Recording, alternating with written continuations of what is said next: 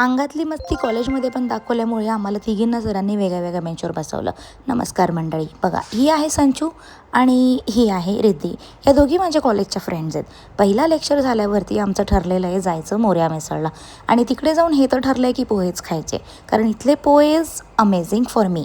तिथेच मग संचूला भेटतं तिचे एक मैत्रीण किंवा मित्र जे असो तिला फोटो काढायचा असतो. फ्रेंड्स कसेही असले तरी ही माझी बॅग पकडल्यामुळे ही चांगलीच आहे माझ्यासाठी.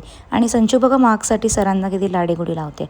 कॉलेजमधनं मी जाते स्टेशनरीमध्ये थोडे आयटम्स घ्यायला. मग घरी आल्यावरती मी एक झोप काढते आणि झोपून उठल्यावरती मला लागते भूक, त्यामुळे मी बनवते माझ्यासाठी हे मस्तपैकी फ्राईड मोमोज. तेवढ्यातच मला रिसिव्ह झाला एक पार्सल जे मी मिशोवरनं मागवलं होतं. त्याच्यामध्ये होते हे फोनचे होल्डर्स, फोन और remote. You can use it in 2 ways. त्याच्यामध्ये तुम्ही असं हे स्टिकर आहे ते स्टिक पण करू शकता आणि खिळा ठोकून त्याच्यात हे लटकवू पण शकता.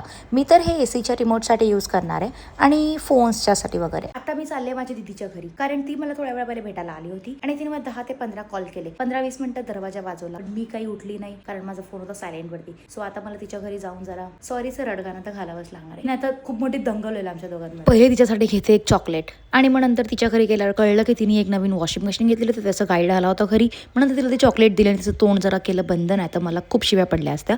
मग नंतर कळलं की ती आज मस्तपैकी एक सलाड बनवणार आहे.